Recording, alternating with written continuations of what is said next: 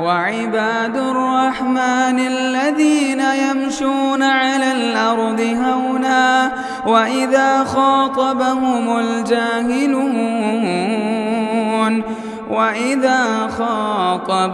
الجاهلون قالوا سلاما. السلام علیکم ورحمۃ اللہ وبرکاتہ. الحمد للہ رب العالمین والصلاة والسلام علی سید الانبیاء والمرسلین اما بعد. اللہم صل علی محمد وعلی آل محمد کما صلیت علی ابراہیم وعلی آل ابراہیم انک حمید مجید. اللہم بارک علی محمد وعلی آل محمد کما بارکت علی ابراہیم وعلی آل ابراہیم انک حمید مجید. محترم سامعین، ابھی تک ہم لوگ نبی صلی اللہ علیہ وسلم کے پیدائش سے لے کر کے آپ صلی اللہ علیہ وسلم کی نبوت کے بارے میں کچھ سنیں اور کچھ جانیں، اور اس میں ایک چیز رہ گئی ہے جو بہت اہمیت کے حامل ہے. میں سمجھتا ہوں کہ نبوت کے آغاز کی باتیں بتانے سے پہلے اس کو آپ کے سامنے رکھیں. وہ بات یہ ہے کہ نبی صلی اللہ علیہ وسلم جب 35 سال کے تھے تو اس وقت آپ صلی اللہ علیہ وسلم کے وقت میں اہل قریش نے خانہ کعبہ کی نئے سرے سے تعمیر کرنے کا ارادہ کیا. خانہ کعبہ کی نئی سرے سے تعمیر کرنے کا ارادہ اس لیے کیا کیونکہ ان کی جو دیواریں تھیں خانہ کعبہ کی وہ بہت چھوٹی تھیں، اور اسی طرح سے دیواریں جو تھیں وہ بالکل کمزور ہو چکی تھی، اور ایک سیلاب کے آنے کی وجہ سے اور بھی دیوار کے گرنے کا خطرہ تھا، جس کی وجہ سے کیا ہوا کہ خانہ کعبہ کو پھر سے تعمیر کرنے کا ارادہ کیا. اور جب خانہ کعبہ کو نئے سرے سے اگر تعمیر کرنی ہے تو اس کی جو دیواریں ہیں ان کو توڑنی ہیں پہلے، اس کے بعد تعمیر کر سکتے ہیں. تو توڑنے کے لیے پہلے کوئی راضی نہیں ہو رہے تھے. اس کے لیے ولید بن مغیرہ مخزومی راضی ہوئے اور انہوں نے سب سے پہلے خانہ کعبہ کی دیواروں کو توڑے، اور اس کے بعد بقیہ لوگوں نے خانہ کعبہ کی دیواروں کو توڑے. اور اس کے بعد جب خانہ کعبہ کی دیواریں اونچی کر چکے اور تعمیر کر چکے تو حجر اسود کی باری آئی کہ اس حجر اسود کو جس مقام پہ تھا اس مقام پہ کون رکھے گا. ہر ایک قبیلہ یہ چاہتا تھا کہ اس حجر اسود کو، چونکہ مبارک پتھر ہے، اس کو ہم رکھیں تاکہ ہمارا شرف ہو، تاکہ ہماری فضیلت ہو. اس لیے ہر ایک شخص یہی چاہتا تھا کہ خانہ یہ حجر اسود جو ہے اس کو ہم رکھیں گے. یہ جھگڑا 3-4 دن 5 دنوں تک یہ جھگڑا چلا اور رکنے کا نام ہی نہیں لے رہا تھا. اس جھگڑے کی وجہ سے ایسا لگ رہا تھا کہ آپس میں خون خرابہ ہو جائے گا. آخر میں ایک شخص نے اس کا یہ فیصلہ کیا کہ دیکھو، دوسرے دن جو کوئی خانہ کعبہ کے دروازے پر سب سے پہلے آئیں گے وہ ہمارے لیے حکم ہوں گے، وہ ہمارے لیے قاضی ہوں گے، اور وہی فیصلہ کریں گے. جو فیصلہ وہ کریں گے ان کی بات مان لی جائے گی. تو دیکھا اتفاق ایسا ہوا کہ نبی صلی اللہ علیہ وسلم اس دن سب سے پہلے داخل ہوئے. تو سب لوگوں نے بیک وقت یہ کہا کہ ھذا الامین رضینا ھذا محمد، یہ امین ہیں اور ہم ان سے راضی ہیں، اور یہ محمد صلی اللہ علیہ وسلم ہیں. نبی صلی اللہ علیہ وسلم دیکھیں نبوت سے پہلے ہی کس طرح سے آپ دانشور تھے کہ نبی صلی اللہ علیہ وسلم نے اس جھگڑے کو کیسے ختم کیے. ذرا سوچئے، آپ صلی اللہ علیہ وسلم ایک چادر کو منگواتے ہیں، اور چادر کو منگوانے کے بعد بیچ میں حجر اسود کو رکھتے ہیں اور سارے قبیلوں سے کہتے ہیں کہ اس کے کنارے کو پکڑ لو. سارے قبیلے چادر کے کنارے کو پکڑ لیتے ہیں اور اس کے بعد لے جا کر کے حجر اسود کے مقام تک رکھ دیتے ہیں. آپ صلی اللہ علیہ وسلم جس جگہ میں حجر اسود تھا آپ نے وہاں پر اٹھا کر کے حجر اسود کو رکھ دیا. اس طرح سے نبی صلی اللہ علیہ وسلم کی نبوت ملنے سے پہلے امین اور صادق کے لقب آپ صلی اللہ علیہ وسلم کو انہی کاموں کی وجہ سے دیے جاتے تھے. اب آئیے ہم لوگ دیکھتے ہیں کہ نبی صلی اللہ علیہ وسلم کو نبوت کیسے ملی، آپ صلی اللہ علیہ وسلم نبی کیسے بنائے گئے. سب سے پہلے ایک تمہیدی بات، چھوٹی سی بات یاد رکھیں کہ اللہ کے نبی صلی اللہ علیہ وسلم ابھی نبی نہیں بنائے گئے تھے، اس سے پہلے نبی صلی اللہ علیہ وسلم مشرکین مکہ کے تمام تر کاموں سے گریز کرتے تھے، یعنی نبی صلی اللہ علیہ وسلم کو چین نہیں آتا، آپ پسند نہیں کرتے کہ ان کے کاموں میں شریک ہو، چاہے بت پرستی ہو، چاہے ان کے رسوم ہو، جس طرح کے بھی کام ہو، نبی صلی اللہ علیہ وسلم کبھی بھی آپ کا دل اس میں اطمینان نہیں ہوتا تھا کہ ان کاموں میں آپ شرکت کریں، اور آپ صلی اللہ علیہ وسلم کا دل کبھی چاہتا نہیں تھا کہ ان کاموں میں ہم شامل ہوں۔ اس لیے نبی صلی اللہ علیہ وسلم نے تنہائی کو پسند کیا، اور آپ کی نبوت ملنے سے پہلے آپ صلی اللہ علیہ وسلم غار حرا میں جاتے تھے، اور آپ صلی اللہ علیہ وسلم وہی مصروف رہتے تھے، اور تنہائی میں غار حرا میں جاتے تھے۔ نبی صلی اللہ علیہ وسلم کے ساتھ آپ کی بیوی، آپ کی زوجہ محترمہ حضرت خدیجہ رضی اللہ عنہا بھی ساتھ جاتی تھی، اور وہاں دور میں تھوڑی سی دور میں بیٹھتی تھی۔ تو نبی صلی اللہ علیہ وسلم اسی طرح سے نبی بنائے جانے سے پہلے غار حرا میں آپ صلی اللہ علیہ وسلم تقریباً 3 سال تک جاتے رہے، اور آپ صلی اللہ علیہ وسلم اللہ رب العالمین کی نشانیوں پر غور کرتے تھے، اللہ رب العالمین کی پیدا کی ہوئی چیزوں پر غور کرتے تھے، اور آپ صلی اللہ علیہ وسلم کو ایسا محسوس ہوتا تھا کہ یہ ساری چیزیں تو غلط ہیں، لیکن صحیح کوئی چیز ہے صحیح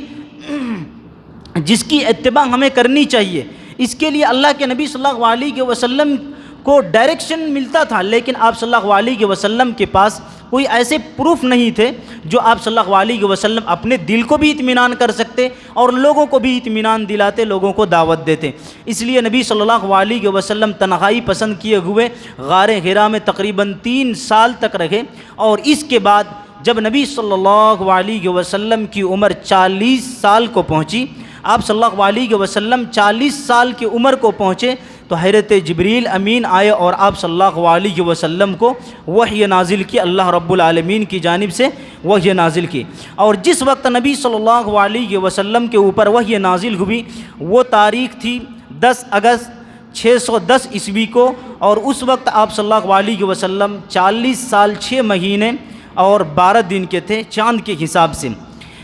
حضرت عائشہ رضی اللہ عنہا اس تعلق سے خود بیان کرتی ہیں کہ کس طرح سے نبی صلی اللہ علیہ وسلم کو نبوت ملی اور کس طرح سے نبی صلی اللہ علیہ وسلم کو وحی آئی۔ صحیح بخاری کی حدیث کے روح سے آپ صلی اللہ علیہ وسلم نیند کی حالت میں خواب کے ذریعے سے سب سے پہلی وحی آئی، اور آپ صلی اللہ علیہ وسلم کے اوپر اس وقت وحی آئی۔ حضرت عائشہ رضی اللہ عنہا کہتی ہیں کہ نبی صلی اللہ علیہ وسلم نیند کی حالت میں تھے، یعنی آپ صلی اللہ علیہ وسلم پر خواب کی شکل میں، اور نبی صلی اللہ علیہ وسلم کو جو بھی خواب آتے تھے وہ خواب سچے ہوا کرتے تھے۔ اسی طرح سے نبی صلی اللہ علیہ وسلم کے اوپر جو سب سے پہلی آیت وحی کے طور پر آئی وہ آیت تھی اقرأ بسم ربک الذی خلق۔ اس میں اللہ رب العالمین نے سب سے پہلے پڑھنے کی بات کی، اور حضرت جبریل امین جو آئے انہوں نے سب سے پہلے نبی صلی اللہ علیہ وسلم کو کہا کہ پڑھیے۔ آپ صلی اللہ علیہ وسلم نے کہا کہ ہم پڑھے لکھے نہیں ہیں، پڑھنا نہیں جانتے کہ 2 بار 3 بار کہا گیا، نبی صلی اللہ علیہ وسلم نے کہا ہم پڑھنا نہیں جانتے ہیں، تب جا کر کے حضرت جبریل اسی آیت کو پڑھاتے گئے، اور آپ صلی اللہ علیہ وسلم پر سب سے پہلی آیت یہی نازل ہوتی ہے۔ جب یہ آیت نازل ہوئی آپ پر وحی آئے تو نبی صلی اللہ علیہ وسلم کافی گھبرا گئے۔ گھر آتے ہیں آپ صلی اللہ علیہ وسلم اپنی زوجہ محترمہ خدیجہ رضی اللہ عنہا کو کہتی ہیں کہ مجھے ایسا لگتا ہے کہ میری جان کا خوف ہے، میری جان کا ڈر ہے۔ خدیجہ رضی اللہ عنہا تسلی دیتی ہیں اور کہتی ہیں کہ اللہ رب العالمین کبھی آپ کو رسوا نہیں کریں گے، اللہ رب العالمین کبھی آپ کو رسوا نہیں کریں گے، اس لیے کہ آپ صلہ رحمی کرتے ہیں، لوگوں کے ساتھ نرمی سے بات کرتے ہیں، برتاؤ کرتے ہیں، آپ دوسروں کا خیال رکھتے ہیں، محتاج لوگوں کا خیال رکھتے ہیں، اس لیے اللہ رب العالمین کبھی آپ کو رسوا نہیں کرے گا۔ اس کے بعد حضرت خدیجہ رضی اللہ عنہا اپنے چچیرے بھائی ورقہ بن نوفل کے پاس لے کر کے جاتے ہیں اور انہیں کہتے ہیں کہ بھائی اس طرح کی بات کے، اور ذرا سن لیجئے کہ میرے شوہر کیا آپ کو کہتے ہیں۔ نبی صلی اللہ علیہ وسلم کے اوپر جس طرح سے وحی آئی وہ ساری باتیں ورقہ بن نوفل کو جا کر کے بتاتے ہیں،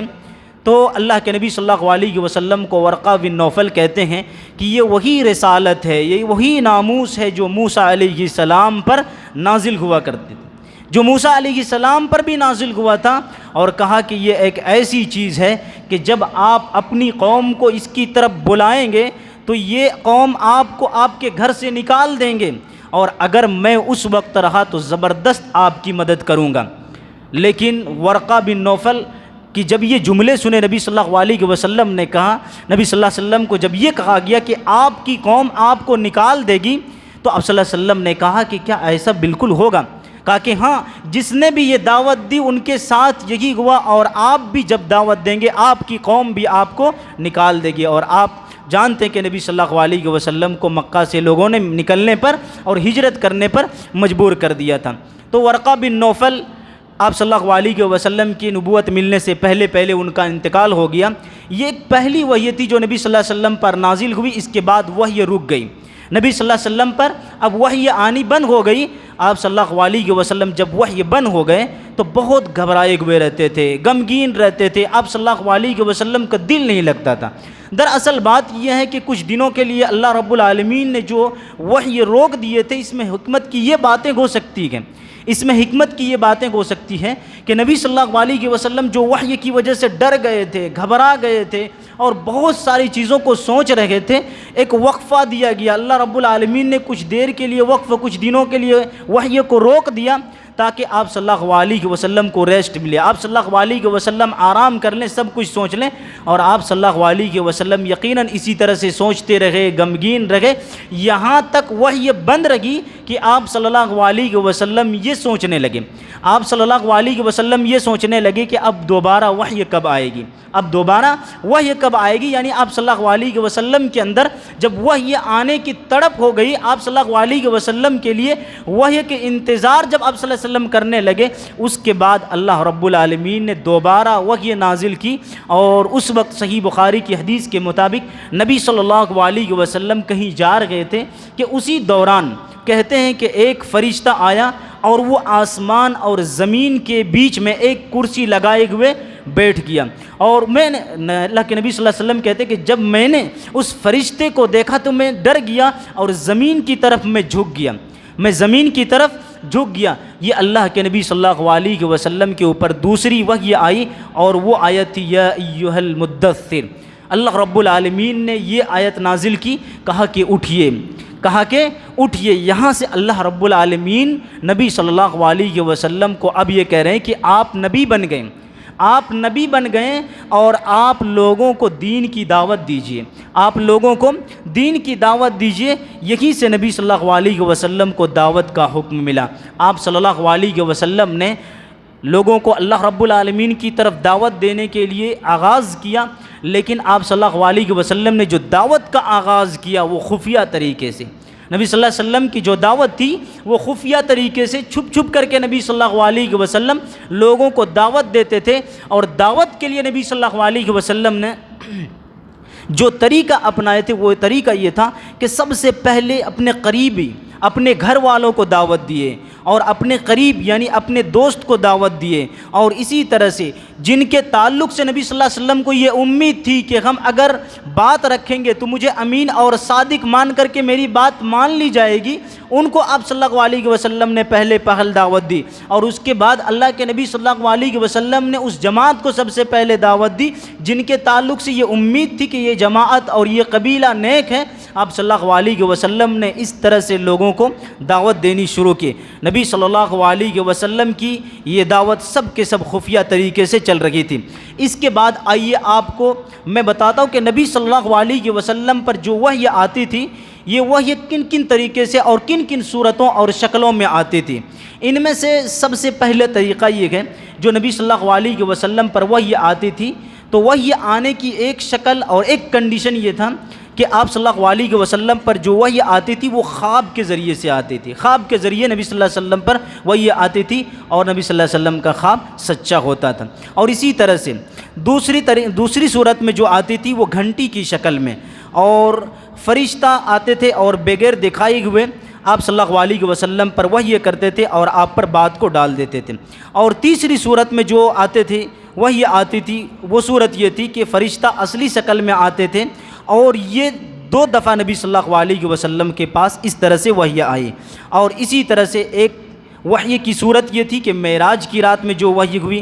اور اسی طرح سے ایک صورت یہ تھی کہ نبی صلی اللہ علیہ وسلم کو اللہ رب العالمین بغیر دکھائے دیے ہوئے پردے کے پیچھے سے اللہ رب العالمین بات کر دیتے تھے اور بتا دیتے تھے، جس طرح سے موسیٰ علیہ السلام سے گفتگو کیے۔ نبی صلی اللہ علیہ وسلم کے انہی طریقے سے آپ صلی اللہ علیہ وسلم پر وحی آتی تھی۔ آپ صلی اللہ علیہ وسلم دعوت کا آغاز کیے اور 3 سال تک نبی صلی اللہ علیہ وسلم نے لوگوں کے سامنے چھپ چھپا کر کے دعوت کی، اور آپ صلی اللہ علیہ وسلم کے دعوت دینے کی وجہ سے حضرت خدیجہ رضی اللہ عنہا پہلی ایمان لاتی ہیں عورتوں میں، اور اسی طرح سے مردوں میں حضرت ابو بکر صدیق رضی اللہ عنہ، اسی طرح سے غلام میں زید بن حارثہ، اور اسی طرح سے نبی صلی اللہ علیہ وسلم کے ایک چچیرے بھائی حضرت علی رضی اللہ عنہ، اور اس کے بعد نبی صلی اللہ علیہ وسلم نے جب دعوت دی حضرت ابو بکر کو، ابو بکر ایمان لاتے گئے، اور حضرت ابو بکر یاد رکھیے کہ ایک بہت بہترین مبلغ تھے، اور ان کی دعوت کی وجہ سے کئی ایک لوگوں نے ایمان لائے اور ان کی دعوت پر لبیک کہا اور اسلام کو قبول کیا، اور اس کے بعد نبی صلی اللہ علیہ وسلم کی چھپ کے دعوت دینے کی وجہ سے کئی ایک لوگوں نے اسلام کو قبول کیا۔ لیکن ایک بات یاد رکھیے، یہ خفیہ دعوت تھی اور چھپ چھپا کر کے تو دے رہے تھے مکہ میں، لیکن قریش کو اس کی بھنک لگ گئی تھی، قریش کو اس کی بھنک لگ گئی تھی، لیکن پھر بھی نظر انداز کرتے ہوئے جا رہے تھے۔ لیکن اللہ کے نبی صلی اللہ علیہ وسلم کے لیے اللہ رب العالمین کی جانب سے یہ ایک سوچ لیجئے کہ آفر تھا جو اللہ کے نبی صلی اللہ علیہ وسلم کو ابھی روک نہیں رہے تھے۔ 3 سال تک نبی صلی اللہ علیہ وسلم خفیہ اور چھپ چھپا کر کے دعوت دیے۔ انشاءاللہ آگے ہم لوگ جانیں گے کہ جب کھلم کھلا دعوت دینے کی باری آئی، اللہ رب العالمین نے حکم دیا تو پھر کیا ہوا، انشاءاللہ آگے ہم سب جانیں گے۔ اللہ رب العالمین سے دعا کرتے ہیں رب العزت ہم تمام لوگوں کو دین کے صحیح طریقے کے مطابق زندگی گزارنے کی توفیق نصیب فرمائے، آمین۔ جزاکم اللہ خیر۔